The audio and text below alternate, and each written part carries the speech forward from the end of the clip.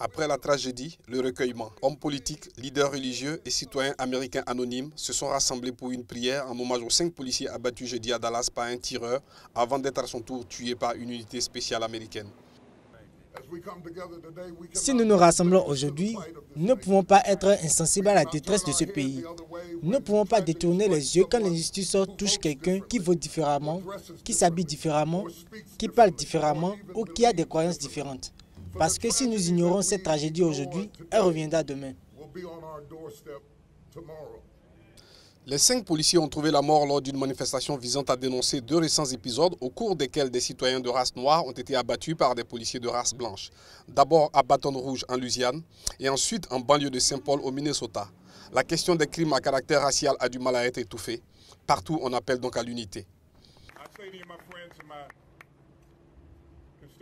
Je vous le dis, mes amis, mes électeurs, que pour s'attaquer à ce problème, nous devons mettre nos différends de côté, à commencer par nos groupes politiques. Il faut que cette question ne soit pas un problème à résoudre aujourd'hui seulement, mais doit être une priorité pour nos 2 partis politiques.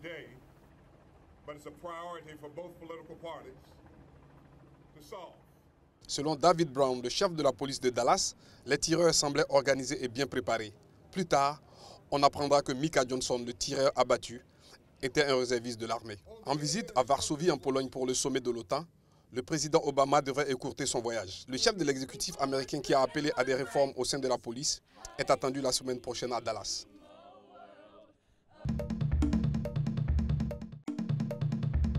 Le Premier ministre indien Narendra Modi est arrivé à Pretoria, en Afrique du Sud, pour la 2e étape de sa visite en Afrique, où il a donné une conférence de presse avec son homologue sud-africain Jacob Zuma. Le terrorisme est une menace commune qui met en danger la sécurité de nos peuples. Cela touche aux fondations même de notre société.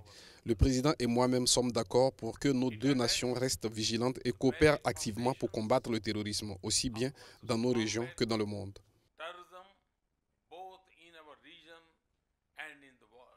Quelques 1,3 million de personnes d'origine indienne vivent en Afrique. Une diaspora au rôle crucial dans le projet du Premier ministre indien de pousser les pions de son pays sur le continent.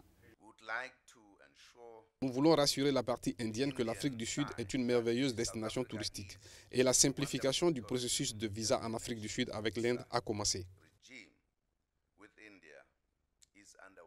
Au-delà des discours, cette visite a incontestablement des visées économiques avec la volonté du géant indien d'accéder en particulier aux importantes ressources naturelles du continent.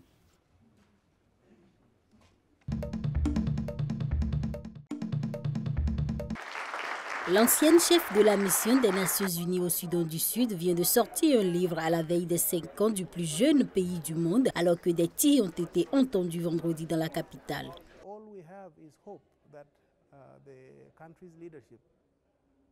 Le seul espoir que nous ayons, c'est que les dirigeants du pays ont à cœur de respecter le traité de paix et ont formé un gouvernement.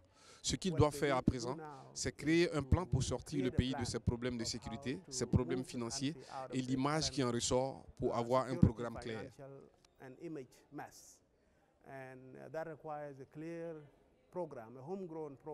Cet incident ravive les craintes d'un échec du fragile processus de paix en cours au Soudan du Sud, qui s'apprête à marquer samedi, sans festivité, le 5e anniversaire de son indépendance. C'est difficile et c'est dur de voir la lumière au bout du tunnel, mais cette lumière existe. Il est possible de croire que le changement peut venir et je pense que si tout le monde met de la bonne volonté et met le pays et le peuple avant soi-même, le pays peut sortir de cette crise, se remettre d'aplomb et devenir une nation, mais cela va prendre du temps.